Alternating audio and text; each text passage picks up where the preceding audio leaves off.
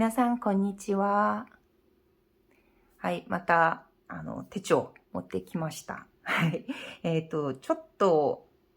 変な数字書いてるなと思ってる方いらっしゃると思うんですけど、そうですね、2021年の自分鉄デイズとフランクリンプランナーを持ってきました。はい。これは、チャンネル登録をされている方からの要請の動画でもあるんですけど、実は私が去年の場合は年末年始に、手帳をどうやって使ったのかとか、来年の手帳をこう決めましたとか、そういう動画をあんまり載せなかったと思うんですね。1年こう飛ばしてしまったんですよ。あれで、その以前に、じゃあ自分手帳デイズをどう使いましたかっていうところで、私動画撮りますよって約束をしたのに、それが載せられなかったので、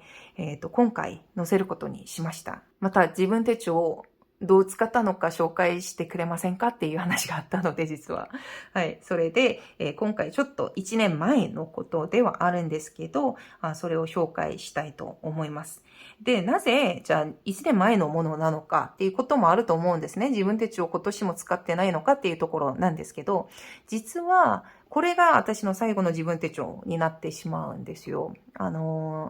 この自分手帳で使ってた、デイズで使ってた、形式っていうか書き方、内容っていうのが、すべて今はフランクリンプランナ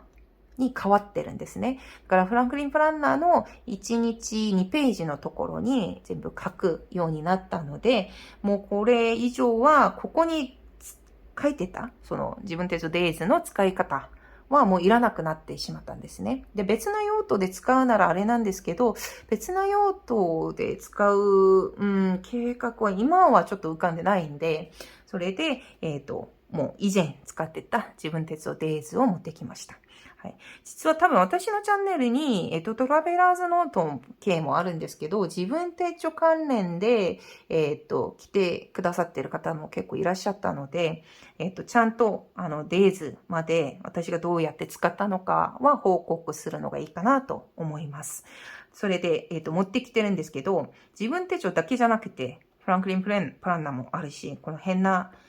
ミニ録の手帳のリピールもあるんですけど、これを徐々と説明したいと思いますが、まずはこちらですね。自分手帳、もともと閉じ手帳なのに、ちょっと穴パンパン開けてるんですね。もうチャンネル見てくださってる方々はもうすでにご存知だと思うんですけど、私結構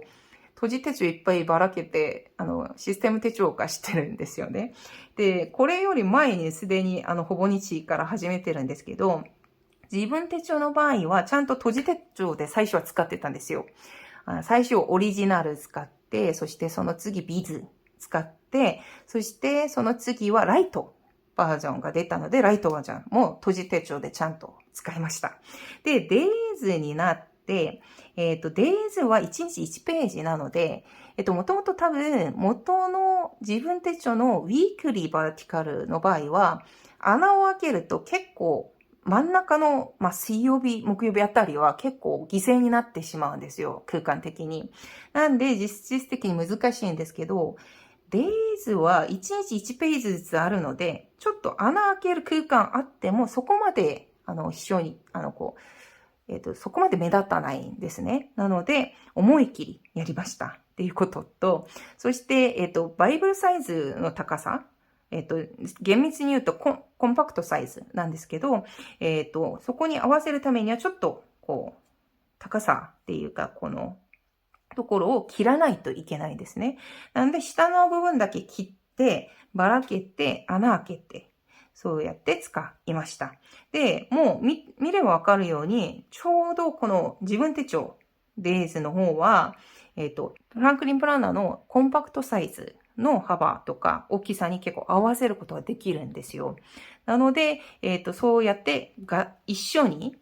バインダーに入れて使ってたりしてたんですね。なので、すごく、この体勢ものすごく良かったんです。で、まずは、私が自分手帳自体が好きなことと、そして、自分手帳がこの時期はもうすでに透明リバじゃなくて、スティンペーパーを使ってたんですけど、スティンペーパーも薄くて結構書き心地いい、そういう紙なので、結構よく満足しながら使いました。はい。ということで、すごく書きたくなっちゃうんですよ。もちろん万年筆ではこれは書いてなくて、スタイルフィットで書いてるんですけど、それの、なんていうか、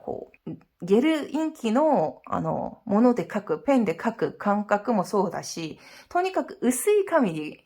で書いた時の、ボロボロ感あるんじゃないですか。あれが好きなんですよ。今でもなんかこれ、そういう感覚、ああいうのが好きなんですけど、めくったりするときに。で、それでよく使ってましたね。で、そして、フランクリン・プランナの、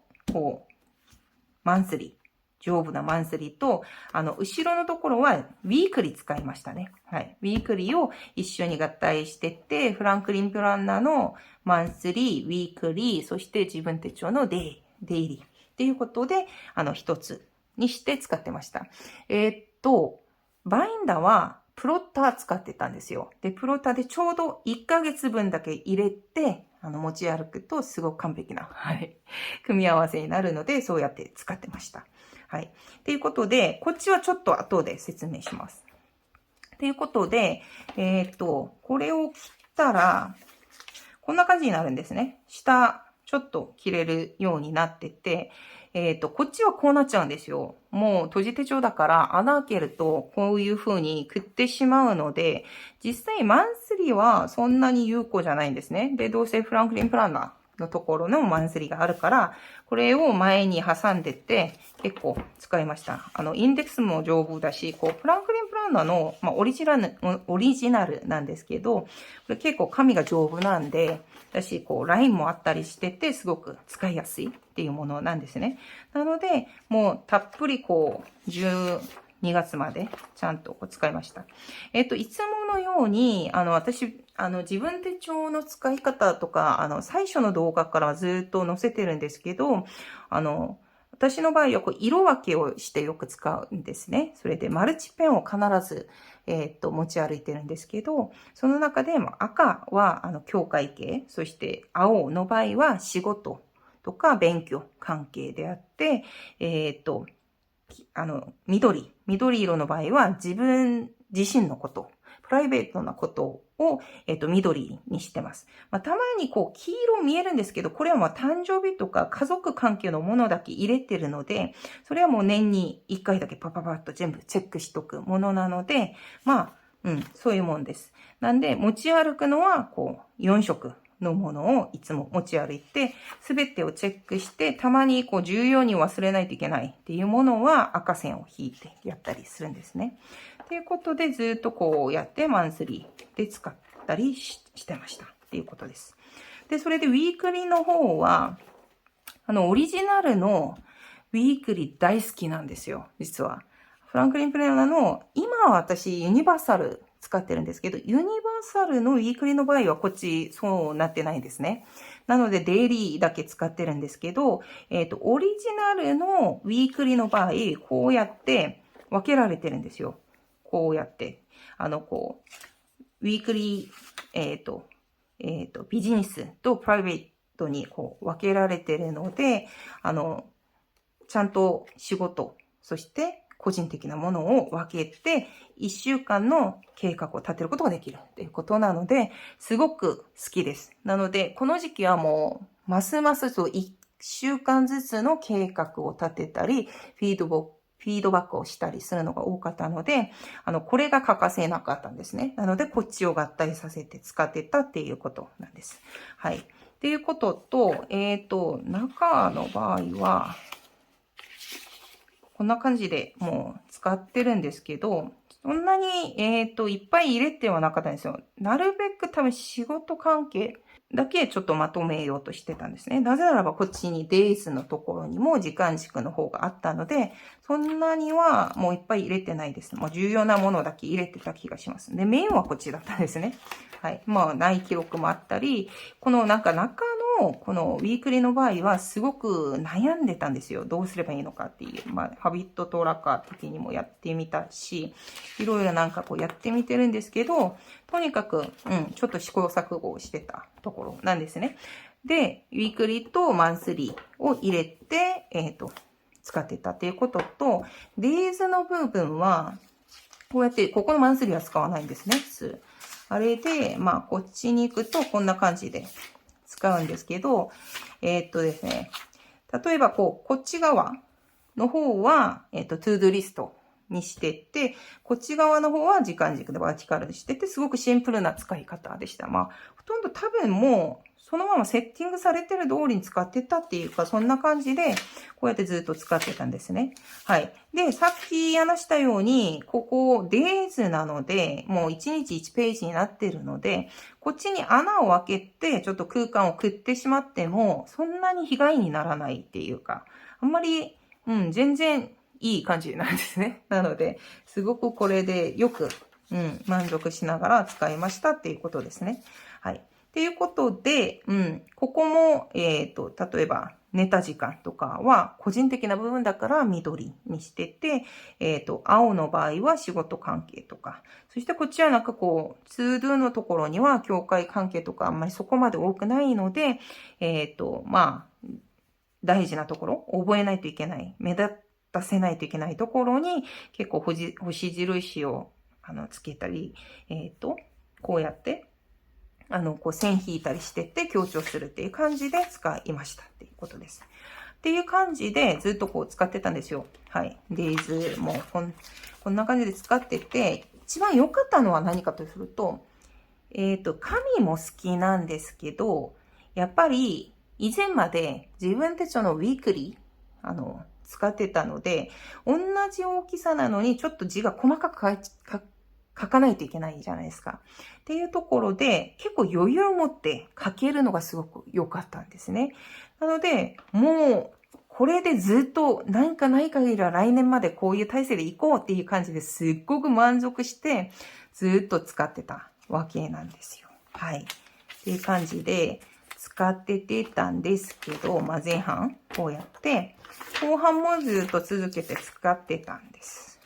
なんですが、多分この辺ぐらいまで、8月の3日ぐらいまでは、はい、そういう感じで使いました。っていうことなんですけど、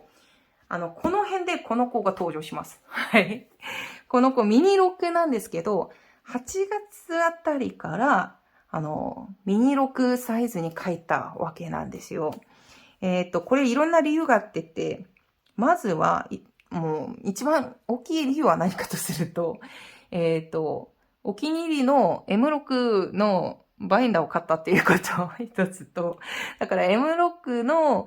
ものをちょっと活用してみたいっていうところもあったし、それだけじゃなくて、なぜならこれ満足しすぎたので、プラス、ですね、これが実はフランクリンプランナーなんですよ。皆さんがよくご存知のように、フランクリンプランナーはミニロックサイズないんですね。で、ただ、ポケットサイズっていうのがあるんですよ。で、ここに多分もう一個の穴があって、これが真ん中になってて、66なんですけど、等間隔の7個入るぐらいの大きさなんですね。で、そのポケットサイズっていうものがあるんですけど、ある日、インスタグラムから多分だったと思います。インスタから、こう、ポケットサイズを切って M6 に入れて使ってる写真を1枚発見したわけですよ。で、それはこう横幅は切ってなかったので、これよりはちょっと広い感じではあったんですけど、それを見て試してみたいっていう。なぜかちょっとリピール作ることにはすごく興味を持ってるみたいですね、私。なんで、これちょっといじってみたいっていう感じで、ポケットサイズを買って、カットしたわけなんですね。例えば、こうやってカットしたわけなんですよ。ちょっと7月あんまり使ってないから。はい。で、上もちょっとだけカットして、下カットすると、ここの、時間的なところが、夜11時30分ぐらいで切れます。はい。そこまでだったらまあいいかなっていう感じで、ここ、上下ちょっと切ったんですね。で、そこの写真の方は、横幅あんまり切らなかったので、縦だけ調節してたので、こっちはちょっと長く出てたんですけど、私、なんかできるなら、ちょっとちゃんと M6 サイズのリフィルにぴったりにしてみたいっていうことで、まあ自分手帳でもう経験したんじゃないですか。出入りだとこっちちょっとなんかこう犠牲になっても大丈夫っていうことなんで、これも多分ここ、この時間軸の部分と、ここのフリーノートの部分のところに穴が開けられるっていうことなんで、別にいいかなと思って、ちょっと横幅もちょっと切ったんですよ。で、切って、から多分穴が開いてるギリギリまで切ればいいんですね。はい。で、ことで切って穴開けたらこんな感じだったので、これは良かったですね。はい。これをまた気に入ってって、それで8月あたりからちゃんと使い始めたんですよ。だからさっき7月にやったのはちょっとテストで、はい、書いてみたもので、8月あたりから、はい、こうやって使い始めたわけですね。はい。っていうことで使ってて、ですね、これが使い方はそんな変わんないんですよ。例えばだから8月2日じゃないですか。で、それで、多分こうやって、もちろん、自分手帳の場合は24時間軸なので、プライベートのものまで全部入れることができるので、楽っちゃ楽ですね。もちろんいいんですけど、まあ、M6 に挑戦するっていうことだったので、こうやって左側にツーズリスト書いて、右側に、バーチカル、時間軸、トラッキングを書いて、そしてさらに、こっち側に、ボーナスのフリーノートがついてくるっていうことなので、結構こんな感じでよく使いました。はい。結構満足して使ったんですよ。なんか変わってることだとすると、また字をまたちっちゃく書かないといけないっていうことなんですけど、まあもともと字がちっちゃいのもあるし、まあいいかっていう感じで、まあその時は満足度がもっと高かったので、こうやって、使ってたのを8月あたりからはこっちに移して、M6 化したフランクリンプランナーを使うようになったんですね。はい。っていうことで、こうやってずっと使ってたんですが、あ、これは、ですね、まあ、無印のところで売ってるツーズリストなんですね。まあ、ただ、こう、ハンコを押してて、書いてるだけなんですけど、こっちにウィークリーを入れて使ってたのができなくなってしまったので、そこのツードリストっていうのを付箋に書いて、リフターみたいなところ、リフターっていうか、デバイダーでいいか。と、なんかこう、インデックスみたいなのもあるじゃないですか。ページターみたいなところに、これを貼り付けて、使いました。で、それで1週間が終わったら、日曜日のあたりにも貼っちゃうっていう感じで使いましたね。はい。っていうことで、もうこうやってずっとこう使ってたんですよ。はい。っていう感じで、もう空いてるところもあるんですけど、まあ、たっぷり。はい。っていうことで、こっちがメインになっちゃったわけなんです。はい。っていうことで、こう自分手帳で書いてたのが、フランクリンプランナーでできるんだっていうことが分かってて、以前までだったらフランクリンプランナーの、なんかこっちウィークリーだったから、デイリーをしかも1日2ページの分量を書くことないなと思ってて、正直使わなかったと思う。使えなかったのもあったんですけど、このちっちゃいサイズのフランクリンプランナーを使ってみて、あ、いけるかもっていうことになったんですね。で、それでこれを使い続けて、結局、後で、今度は、ユニバーサルの紙を使ってみたんですよ。で、思ったより、あんまりにもその紙が気に入ってて、で、それもポケットサイズ最初は買ったんですけど、それを使ってるうちに、あんまりにも好きになって、またそっちに移したんですね。で、ユニバーサルのポケットサイズを前半は使いました。はい。で、それで、そこから、もうちょっと大きいものも試してみるっていう感じになって、ちゃんとこう、後半の方は、ちゃんと、コンパクトサイズに変わっていって、今現在、フランクリン・プランナーのコンパクトサイズ、ユニバーサルのリフィールを使ってます。だから、今年の前半は、ポケットサイズのユニバーサルのフランクリン・プランナー。そして、後半の、秋学期ですね。後半の学期からは、現在、フランクリン・プランナーの、コンパクトサイズ、ユニバーサル、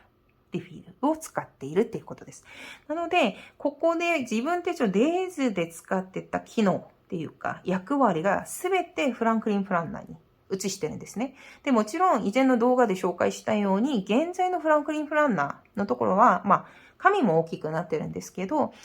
こういう内容以外にプラスアルファでいろんな他の情報、例えば、睡眠、トラッキングとか、運動時間とかカロリーとかっていうところも入れてるし、日記もそこに書いてるんですね。っていう感じで今使ってますっていうことです。なんですけど、それの一部がこの後ろに表現されてるんですよ。なぜならば、この後ろに書いてるのも空いてる部分もあるんですけど、空いといてもいいんですけど、これちょっとなんかもったいないなと思って、その次には、こういう、